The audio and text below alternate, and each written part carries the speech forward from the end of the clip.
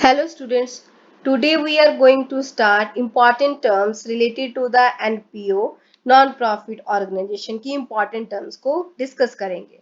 सबसे पहले आ जाती है subscription. It is the amount, एक अमाउंट है जो भी जितने भी ऑर्गेनाइजेशन के मेंबर्स होते हैं वो चाहे मंथली, चाहे 2 मंथली, क्वार्टरली, 6 मंथली, जैसे भी है कोई एक निश्चित टाइम पर, एक सर्टेन टाइम पर उनको देते हैं, वो सब्सक्रिप्शन कहलाती है।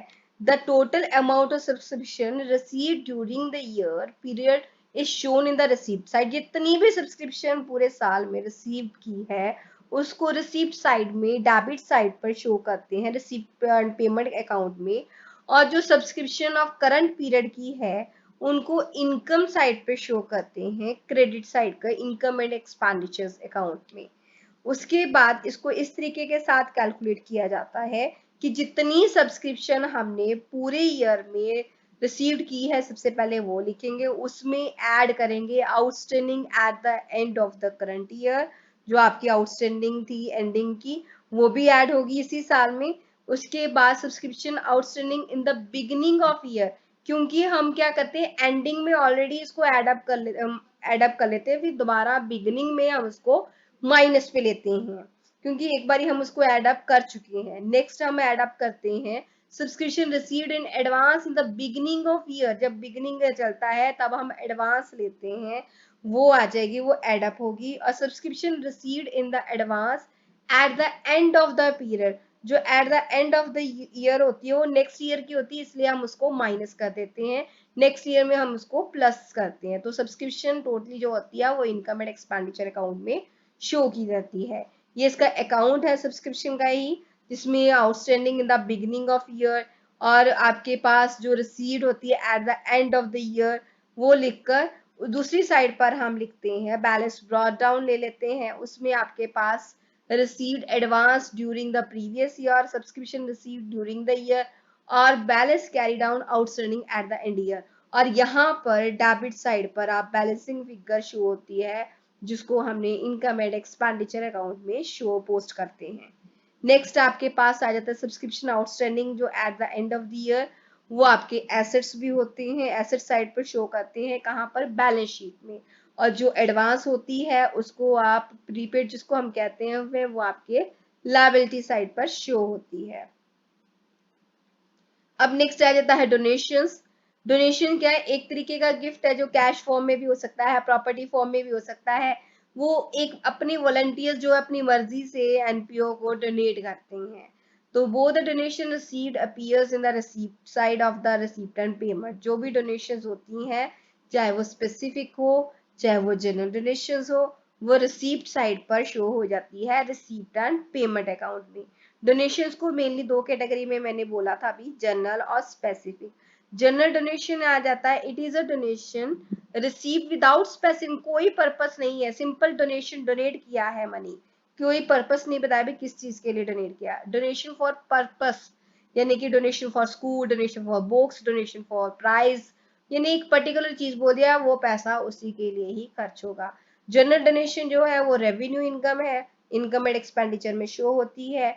और जो स्पेसिफिक डोनेशन है वो एक ऑब्लिगेशन के साथ आती है कि हम उसको इसी चीज के लिए यूज कर सकते हैं, बाकी किसी चीज के लिए नहीं कर सकते हैं। तो वो कैपिटल इनकम मानी जाती है और उसको बैलेंस शीट में शो किया जाता है लायबिलिटी साइड पर, क्योंकि ये ऑब्लिगेशन के साथ आती है, जिम्मेवारी के साथ आती है। लीगेसीज आती है, नेचर ऑफ अ गिफ्ट, ठीक है, रिसीव्ड इन द कैश या प्रॉपर्टी केस में हो जाता है। जैसे कोई भी पर्सन होता है वो अपनी प्रॉपर्टी को बाय कानूनी तौर पर किसी को गिफ्ट, एनपीओ को गिफ्ट कर देता है, तो वो क्या है, it is not treated as a income, ये इनकम नहीं मानी जाती। क्यों नहीं मानी जाती, क्योंकि ये it is non of recurring nature, ये रेकरिंग नेचर की नहीं है, ये नॉन रेकरिंग नेचर की है, यानी कि ये कभी कभी आती है, यूजुअली नहीं आती है। तो जो कभी कभी आती है यानी कि हमारे पास कोई रोज रोज हमें डोनेट नहीं करेगा, तो ये कैपिटल नेचर की होगी, लायबिलिटी साइड में बैलेंस शीट के ऊपर शो होती है। और अपीयर होती है रिसीप्ट साइड में, रिसीप्ट और पेमेंट में, और ये डायरेक्टली एडअप होती है कैपिटल फंड में, और ये कहीं पे नहीं जाती। और इसकी जो अगर स्मॉल अमाउंट की है तो ये इनकम में भी शो हो जाती है। तो डेफिनेशन क्या आ जाती है, रिसीप्ट का मतलब क्या है, नॉन रेकरिंग। नॉन रेकरिंग होती है जो not received again and again. मैंने यहाँ पर बोला था ना नॉन रेकरिंग, यहाँ पर कि जो लीगेसीज हैं ये नॉट ऑफ रेकरिंग नेचर की नहीं है। दैट मीन्स ये नॉन रेकरिंग होती है। नॉन रेकरिंग क्या होती है, जो कभी कभी नहीं, मतलब not received again and again, बार बार नहीं आती, कभी कभी मिलती है। ठीक है, तो इसको कैपिटल रिसीप्ट लेते हैं। नेक्स्ट आ गया, what is the life membership fees. Life membership fees क्या होती है, तो इसमें क्या करते हैं, जो मेंबर्स होते हैं वो फुल टाइम लाइफ टाइम की एक मंथली जो भी आपकी बनती थी वो फुल लाइफ टाइम के लिए दे देते हैं, उनको बार बार सब्सक्रिप्शन नहीं देनी पड़ती। It is a receipt of non recurring nature, ये भी वही चीज है। Nature of since members will not require to pay the fees regularly, regularly नहीं देंगे, वो वन टाइम पेमेंट कर देंगे मेंबर्स बनने के लिए। तो वो रिसीप्ट साइड में जाती है, रिसीप्ट और पेमेंट में, और कैपिटल फंड में डायरेक्टली जाती है बैलेंस शीट में। और ये इनकम एंड एक्सपेंडिचर में नहीं जाती। क्यों नहीं जाती, क्योंकि ये नॉन रेकरिंग नेचर है, ये कभी कभी आती है, again and again, regular income नहीं है। एंट्रेंस फीस, ये एडमिशन के लिए यूज की जाती है, जैसे कोई आपका कोई कंपनी का फंक्शन हो रहा है, कोई और भी कोई तरीके का ऑर्गेनाइजेशन हो, मतलब बेनिफिशियल्स के लिए, या कोई सेमिनार्स रखाए हैं, तो उसके लिए एंट्रेंस फीस जो होती है वो ली जाती है। तो वो एंट्रेंस फीस जो है नॉन एज एडमिशन फीस माना जाता है।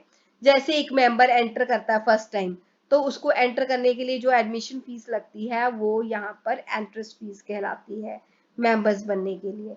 अब मेंबरशिप फीस जो होती है लिमिटेड होती है, एक लिमिटेड अमाउंट की होती है। Entrance fees is quite large, जब आपने एक बार एंटर करना है वो बाकियों से ज्यादा होती है। फॉर एग्जाम्पल, जब आप एडमिशन लेते हो तो आपकी एडमिशन फीस मंथली फीस से ज्यादा होती है, तो वो आप वन टाइम पे ही देते हो। It is treated as a non recurring nature, यानी कि आप बार बार उसको नहीं देते हो, तो ये डायरेक्टली कैपिटल फंड में जाएगी और बैलेंस शीट में जाएगी, और रिसीप्ट एंड पेमेंट में रिसीप्ट साइड पे आएगी। दोबारा बता देती हूँ, नॉन रेकरेंट जो भी होते हैं वो कैपिटल्स में जाते हैं, कैपिटल रिसीप्ट में जाते हैं, क्योंकि ये ट्रांजेक्शन बार बार जो है वो नहीं एग्जिस्ट होती। और कुछ एजुकेशनल इंस्टीट्यूशंस होते हैं, entrance fees is a regular income, small amount है वो रेगुलर इनकम होती है, फिर वो रेकरिंग नेचर की हो जाती है। जब जब वो रेकरिंग नेचर की हो जाती है तो वो इनकम में इनकम एंड एक्सपेंडिचर अकाउंट में शो होएगी। और it is also shown on the receipt side और रिसीप्ट एंड पेमेंट, और no specific instruction about entrance fees. It अगर कोई इंस्ट्रक्शन नहीं दी है कि ये रेगुलर इनकम है या कोई रेगुलर इनकम नहीं है, कोई भी ऐसा कुछ नहीं मेंशन किया है, तब आप इसको कैपिटल फंड में ही लेके जाओगे। अदरवाइज अगर मेंशन किया है कि जो एंट्रेंस फीस है वह रेगुलरली आपको मिल रही है, तब आप इसको इनकम एंड एक्सपेंडिचर में लेके जाओगे, इनकम साइड पर। अदरवाइज ये फिर वहीं पे जाती है कैपिटल फंड में। सेल ऑफ ओल्ड एसेट, कोई ओल्ड एसेट जो आपने सेल आउट किया है तो वो जाता है, तो इसमें सेल ऑफ फिक्स एसेट्स जो है वो क्रेडिटेड होगा या फिर डेबिटेड होता है, तो आपकी इनकम एंड एक्सपेंडिचर अकाउंट में जाएगा, और बैलेंस शीट में से वो वैल्यू जो है जितनी सेल होगी वो डिडक्ट हो जाएगी। Is it clear? नेक्स्ट है सेल ऑफ पीरियोडिकल्स, आप कोई जर्नल्स वगैरह है वो बेचते हो, वो सेल आउट करते हो, तो वो क्या हो गया, receipt from sale of periodical जो है रिसीप्ट साइड में शो होएगी। ये क्या है, रेकरिंग नेचर की है, क्योंकि पीरियोडिकल्स आप डेली के डेली मतलब मंथली निकालते हो या वीकली निकालते हो, तो फिर ये इनकम साइड पर इनकम एंड एक्सपेंडिचर में शो होएगी, बिकॉज ये रेकरिंग नेचर है। रेगुलर इनकम हमेशा इनकम एंड एक्सपेंडिचर में जाएगी, जो नॉन रेकरिंग है वो कैपिटल रिसीप्ट में जाएगी, और वहां पर बैलेंस शीट में जाएगी कैपिटल फंड में। सेल ऑफ स्पोर्ट्स मटेरियल, ये भी जो ओल्ड स्पोर्ट्स मटेरियल होते हैं इनको बेचते हो, तो it is a regular feature with any sports club. Sports club का है तो ये रेगुलर फीचर है कि वो पुरानी चीजों को सेल आउट करते हैं, तो इसमें इनकी जो एजम्पशन होती है कि that their book value is zero, तो उस केस में इनकम साइड पर हम इसको इनकम एंड एक्सपेंडिचर शो करेंगे, और रिसीप्ट साइड पर रिसीप्ट एंड पेमेंट में भी ये जाती है। पेमेंट ऑफ ऑनरेम, जब आप किसी को बुलाते हो, कोई यहाँ पे एनपीओ में कोई चीफ गेस्ट आता है, उसको ऑनर करते हैं, उसके लिए एक्सपेंसेस शो मतलब करते हैं, उसको कोई गिफ्ट देते हैं, उसको शॉल देते हैं, उसको कोई ट्रॉफी देते हैं, कोई टोकन देते हैं, तो वो चीज जो होती है पेमेंट ऑफ ऑनरेरियम हो जाती है। ये क्या आ जाती है, not as regular employ, regular नहीं होती। तो आपका यहाँ पे क्या है, this is an type of expense, ये एक्सपेंस है। तो हम debit all expenses and losses करते हैं, तो हमें इसको डेबिट साइड पर एक्सपेंडिचर में लिखेंगे, कहाँ पर, इनकम एंड एक्सपेंडिचर अकाउंट में। एंडोमेंट फंड आ जाता है। एंडोमेंट फंड भी क्या होता है, ये फंड को अराइज करने के लिए यूज किया जाता है। तो ये कैपिटल रिसीप्ट है और बैलेंस शीट में शो होगी।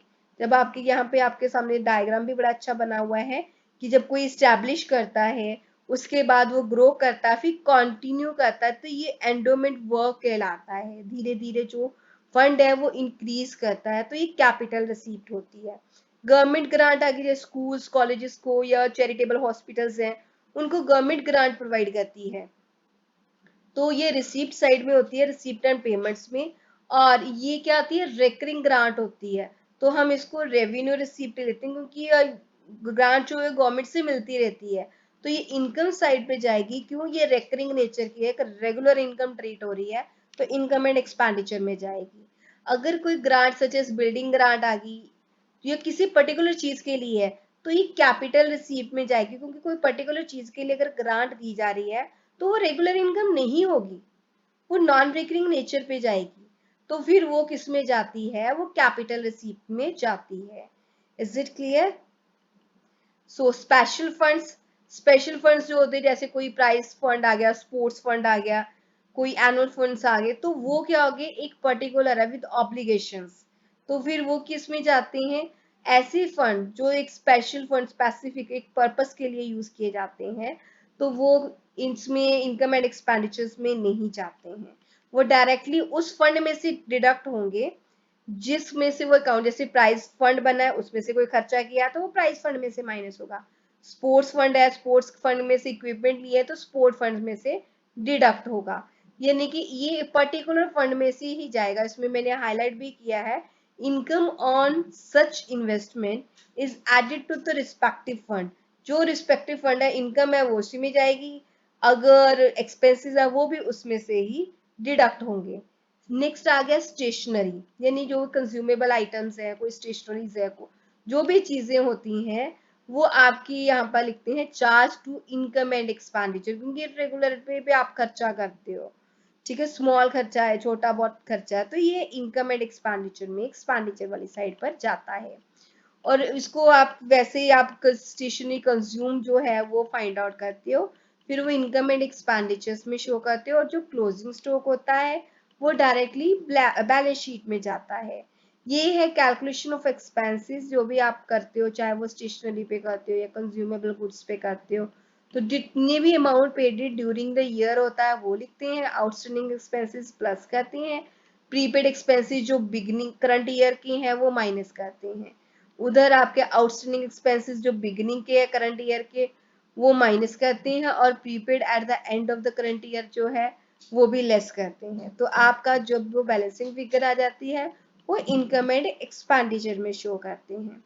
ये आप यहाँ पे भी सेम लिखा हुआ है, कैलकुलेशन ऑफ इनकम, वहां पे एक्सपेंसेस का किया था, यहाँ पे हम इनकम का करेंगे कि टोटल इनकम जितनी भी रिसीव की है आपने वो लिखते हैं। उसके बाद accrued income eight the end of the current year, वो एड अप करते हैं, जो बिगिनिंग की है एक्रूड इनकम वो माइनस करते हैं। उधर इनकम रिसीव जो एडवांस है बिगिनिंग की, करंट ईयर की जो बिगिनिंग है उसको एड अप करते हैं, जो करंट ईयर की एंडिंग इनकम है एडवांस वाली प्रीपेड इनकम वो डिडक्ट करते हैं। जो अमाउंट आ जाती है वो इनकम साइड पर इनकम एंड एक्सपेंडिचर में शो होती है। तो टोटल अमाउंट जो रिसीव करते हैं हम रिसीव साइड पर, रिसीप्ट एंड पेमेंट में, accrued income eight the end of the current year shown in the asset side of the balance sheet. जो इनकम रिसीव्ड प्रीपेड वाली जो है वो आप किस में शो करते हो, eight the end of year वाली लायबिलिटी साइड पे शो करते हो। एक्रूड इनकम जो है eight the end of the current year वो एसेट होंगे, जो प्रीपेड इनकम है eight the end of the current year वो लायबिलिटी है। यहाँ पे मैंने एग्जांपल्स में भी बताया कि एक्रूड इनकम होती क्या है। जैसे ए और बी है, लेट आउट देयर, उसने कोई जगह दी ही वैकेंट थी, उसने उसको रेंट पे दी, किसको दी, Miss Rani for extra income, extra income के लिए दे दी। तो मिस रानी जो है वो टेनेंट है, किराएदार है, तो वो क्या है, rent due for the month but did not paid by miss Rani is called accrued income. Rent due तो हो गया, पूरा मंथ यूज कर लिया है, बट उसने पे आउट नहीं किया, वह एक्रूड इनकम कहलाएगी। थैंक यू बेटा। अब नेक्स्ट हम प्रेजेंटेशन लेके आएंगे, न्यूमेरिकल सॉल्व करेंगे इन्हीं के टर्म्स के ऊपर। Thank you, bye bye.